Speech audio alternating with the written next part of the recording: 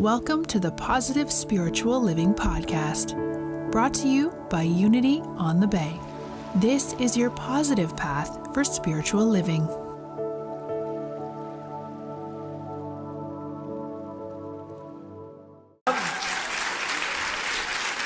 Glad you're here.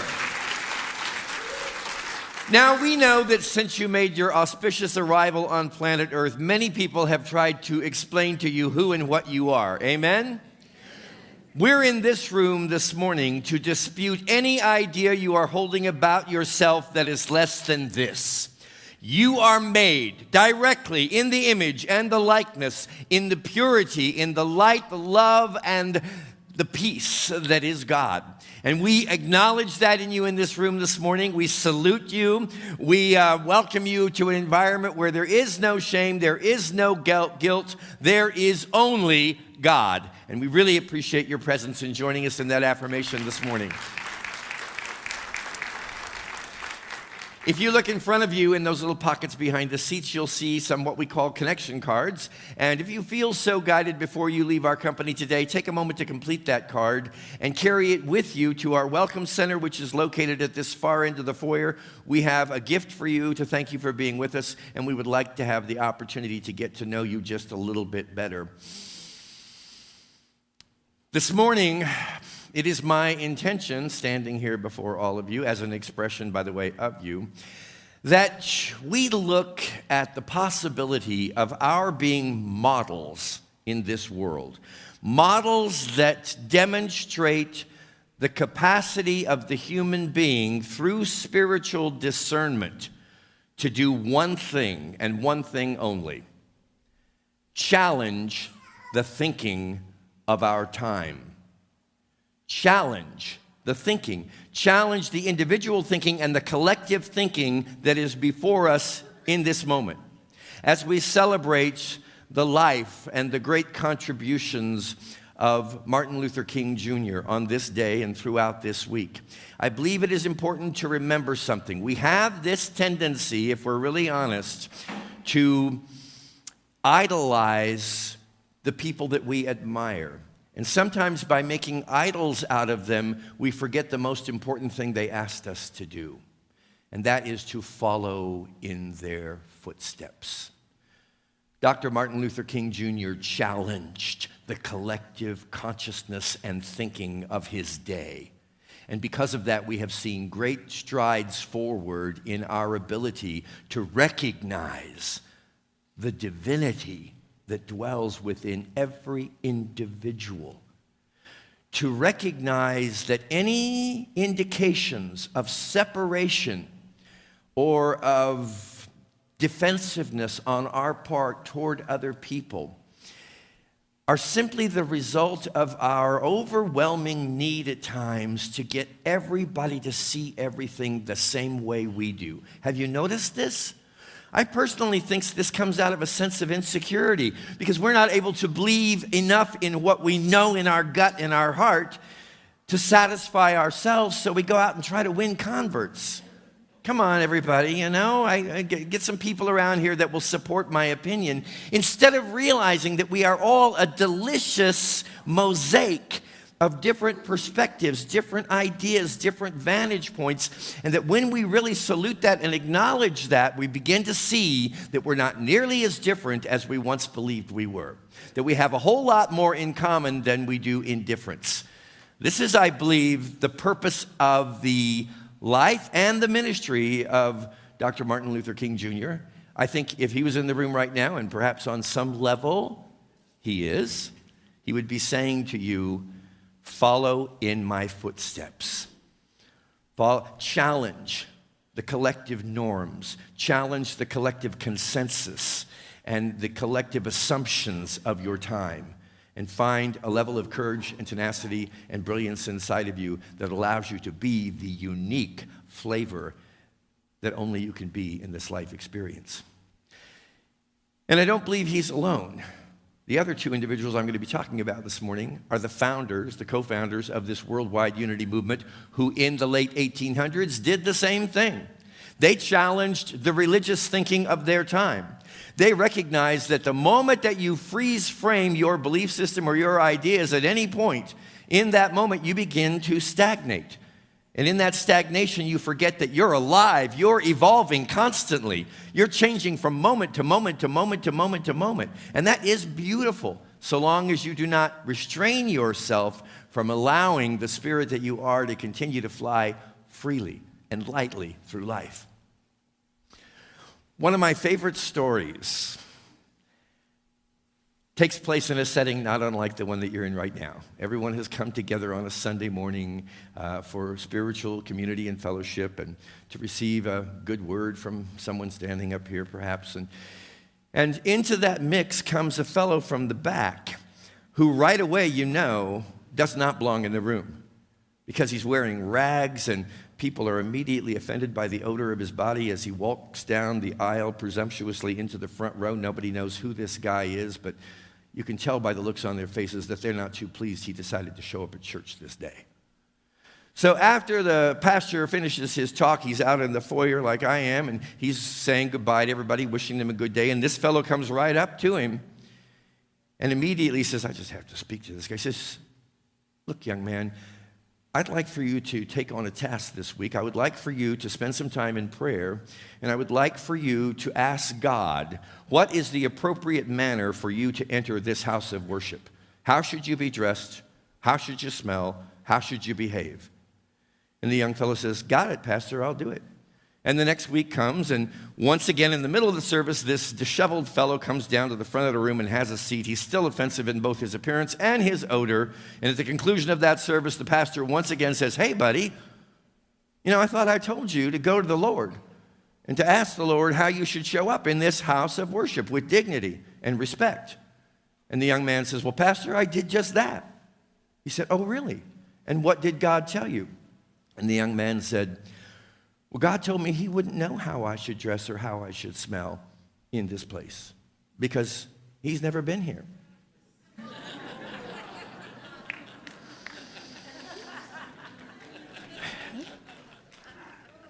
Woo. Now, the reason I love this story so much is because it is so easy for religious people, even spiritual people, to get kind of a highfalutin arrogance about them. And one of the things I love the most when people tell me as they come for the first or second, or even maybe they've been attending here for years, they will say, the thing I love about Unity on the Bay, and I'm not trying to be presumptuous here, with all due respect to any house of worship or spiritual community, but they'll tell me the one thing I love about Unity on the Bay is that the minute I walked in, I just felt accepted. I didn't feel like there were obligations that were going to be laid upon me or expectations that I had to conform to. I felt love. Now, my friends, the only reason God wouldn't be in any setting, worship or otherwise, is because there wasn't love present. You can always rest assured God is love. And though we use that word love in many different ways to explain many different things, I believe that in each one of us at the center, at the core of our being, we know what love is. Don't you? You know what love is. You know when you're feeling love. You know when you're feeling embraced. You know when you're being unconditionally accepted, and it feels really good. And the reason it feels good is because it's God. And the reason that it's God is because it's expressing through you, and you are an individualized, unique, and magnificent expression of this divinity, this one presence and this one power. If you look on your bulletin this morning, if you picked one up, and if you didn't, I would like to encourage you to get one on your way out, because there's a lot of great things in this bulletin, namely a number of different statements that to me really beautifully describe the nature, the founding spirit of this thing that we call unity. But on the cover, you'll see a picture, a portrait of an elderly couple. This is Charles and Myrtle Fillmore. They were the co-founders of the Unity movement in the late 1800s. And what they did, my friends, was they challenged the religious thinking of their times. And don't think for a minute that that's easy to do, because when you challenge the religious thinking of your times, you are challenging institutions and authorities that have been established for the purpose of insisting that you conform. And they insist that you conform because they want to control you. They want to keep everybody in sync with a particular prescription of life that because it worked for one person, they believe it will work for all people. And that's simply an erroneous assumption or foundation. In the very, very early days of the Unity movement, this was about 1900, Charles Fillmore shared these words. We have been readers among all the schools of thought, and we find good in all of them. We do not claim to have discovered any new truths, nor have we had any special revelation of truth. There is truth in every religion. It is my privilege to take truth from any source, put it into my religion, and make it a fundamental rule of action in my life. Here's the most beautiful thing, and you're going to see me really get wound up about these pearls this morning, because I tell you, if you didn't know this, I am madly and passionately in love. And what I'm madly and passionately in love with is the founding core principle of the movement of which you are a part of by virtue of your presence in this room. And I'm not talking about the movement of Unity on the Bay. I'm not even talking about the teaching of Unity. I'm talking about the spirit of Unity. And I love what he says here. We're not claiming to have, seen the Lord God Almighty in some kind of vision, although perhaps many of us have. What we're claiming to know is that there is a resource within us that ensures that it is not necessary for us to go to external people, institutions, organizations, or authorities to know what is true and right for us. You see, we've been conditioned to believe that we have to go to outside source. Somebody tell me, what is the purpose of life? Tell me, because I don't know what it is. Yes, you do. At the core of your being, you know exactly why you're here. And you do not need an outside authority. You do not need an intermediary between yourself and God, because you and God are one. So all you have to do is awaken to that, and then you're awakening to this incredible, eternal, vast resource that is within you. I love that statement. It is my privilege, and I'll say to you, it is your sacred responsibility to utilize your intuition to know when truth arrives at your doorstep, and then to incorporate that into your personal belief system. And also to be willing to release it when a new evolution of that same understanding or belief comes to you, because this is an evolution. And we don't want to get stagnant, and we don't want to get frozen in any thought. I've told you many times, the single most valuable ingredient you will ever have on the spiritual journey is an open mind. Never, never, never, never make up your mind. Don't do it. Because the minute you make it up, you've eliminated every other possibility. And you become crystallized and stagnant. And that is not what you're here to be. So in your bulletin, you will find 6 statements that I believe are brilliantly written. I'm not sure who wrote them exactly. This is what I believe in these 6 statements is for me a lifetime of affiliation with the Unity movement. And you won't get this just anywhere. Because Unity on the Bay, I just have to tell you real quickly, is unique even in the Unity movement. I believe this, and I'm not speaking from arrogance. I just think that whether it's the Miami mix, the diversity, or whatever it is, we're the liberals amongst the liberals.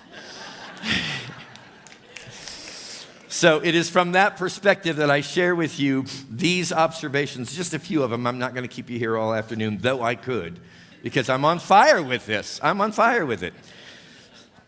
I also know you're going to get hungry, and we have a Spanish service at 1:30. I guess I could go till 1:30. All right, here we go. Number 1, Unity is not fixed on dogmatic belief structure. It is open to divine inspiration and therefore free to evolve.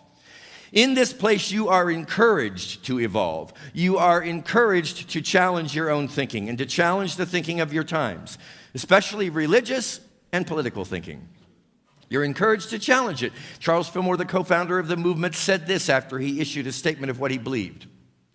I reserve the right to change my mind. And I would like to add to that for myself, I pray that I always will. That I will always change my mind as I grow and as I evolve. The second one, unity can be tailored to accommodate the individual in their personal quest to establish their own belief system. Again, you are not dependent on an external authority, my friends. There is something inside of you that knows when you hear something that's right. And I've told you many times, don't accept anything I say ever just because I say it. If it doesn't ring, if you don't think, wow, I believe that's true, then just lovingly leave it at the door. I only want you to accept what resonates in your heart. That's your perception and understanding of universal spiritual truth. And you are responsible. No one else can create your belief system. You're responsible for that. And unity says more power to you. Whether or not anyone else thinks the way you do is not the point. The point is that you're standing and you know this is my truth. And I'm in this life experience to express it, and nothing is going to stop me from doing that. Oh, God, that's so sweet. It's so liberating. You see, we've just fallen into this conditioned thinking that we're now breaking out of. Praise God. Here's another one. Unity can be easily distilled into one simple yet often perplexing idea. God is absolute good, everywhere present. One presence, one power, no duality, no right, wrong, bad, evil, good. Not even a heavenly experience and a hellish experience. It's all God. Wait a minute, you say to yourself. Are you trying to tell me this stuff I'm watching on the news is God? You got to be kidding. What's going on? All this division, divisiveness, all of this antagonism. That's not God. Well, here's the catch. There is only one presence and there is only one power. If you are not experiencing that, if you are wrestling between demons in any way or misfortunes, it is because you have accepted erroneous beliefs, erroneous false ideas that you have allowed to drift before your vision, creating a filter that prohibits you from being able to see the one essence, the one power, the one presence that is God. So your invitation is to release those false ideas so that your vision can be clear and you can see the absolute presence and goodness and greatness of God in everybody and everything. And here's the last one I'll touch on this morning at least. Unity utilizes the life and teaching of Jesus Christ to embrace the core essence of all the world's great religions. It focuses on commonalities as opposed to differences. So hear me on this, because so often people will say, well, are you Christian or not?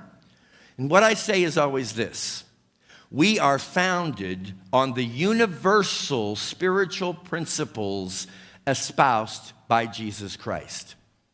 Now, there's not an ounce of exclusivity in that statement, my friends. We're not saying that we're Christian, that we're Jew, that we're Baptist, that we're Catholic. What we're saying is, in the midst of all of this human diversity, in the midst of the infinite number of belief systems that there are in this room and on this planet right now, there is a commonality. You will always find that for which you seek. If you are looking for how you are different from somebody else, or how your religion or your belief system or your way of life is different than somebody else's, all you will see is differences, differences, differences. If instead you commit yourself to finding what you have in common with other people, you will discover that you have far more that you can relate to in other people than you do differences to draw you apart. Where your energy goes, where your attention is focused. And don't you get why this is the perfect Sunday to celebrate Martin Luther King? Because that's what he did. He said, you're all equal. You crazy fools. He didn't say that, but it's crazy to think you're so different from everybody else. It's crazy to think that you're not equal with each and every individual on this planet. It's crazy to think that God made some greater and lesser than others. And it's perfectly sane to realize that I am here to receive inspiration from whatever resource arrives at my doorstep and build it into something that I can live my life out of. For way too long, my friends, we've been living in somebody else's inspiration. Even the inspiration of Jesus Christ 2,000 years ago will not serve you today. You must find that inspiration within yourself, and then you must acknowledge the universal spiritual principles that make it to be so. In closing this morning, I share with you again from the co-founder of the Unity Movement, Charles Fillmore, in 1906. Now remember, my friends, Unity has become a movement. It does have basic tenets, and I understand that. But what you're going to hear in this statement is the spirit of this incredible thing of which you are a part. The spirit and the liberation of it. Oh. We, meaning Unity, we are not a sect. We have merely a loosely woven organization that holds us together sufficiently to do a certain work. And that work is what our name represents, unity. To bring together all the divergent thoughts of all the people on earth. We are the mental and spiritual center of a great movement, greater than any of us can perceive, yet in its infancy, for the ultimate union of all religions, for the ultimate union of all people, for the ultimate union of ourselves in the recognition that we, each and every one of us, are exquisite, individual, and unique expressions of nothing less than the love of God. Take that one out into the world and watch what happens. God bless you.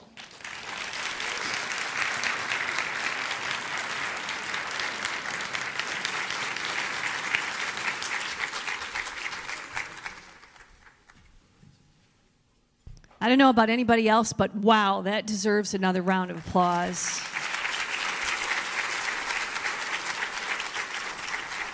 Thank you for reminding us of the one love and the one life that exists. And you guys don't get to see this, but we who stand up here do. That when we see your faces walk in at the beginning, everybody looks kind of stressed. And after meditation and after Chris or Reverend Juan get done speaking, you all just look so beautiful to see these many faces of God. Give yourselves a hand. If you feel spiritually fed today by the music and the message, this is your opportunity now to share with us your prosperity. We believe that to be in the flow of not only receiving, but also giving, it's your chance to share with our beloved Unity community today.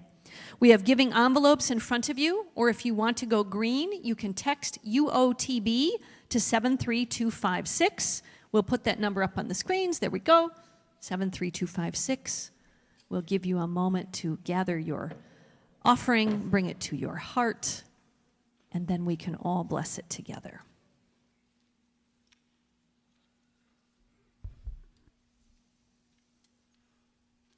And as we believe that giving is a sacred demonstration of your prosperity, let us all share these gifts by holding them to our heart and speaking this offering over them. Divine love, that I am, blesses all that I give and all that I receive.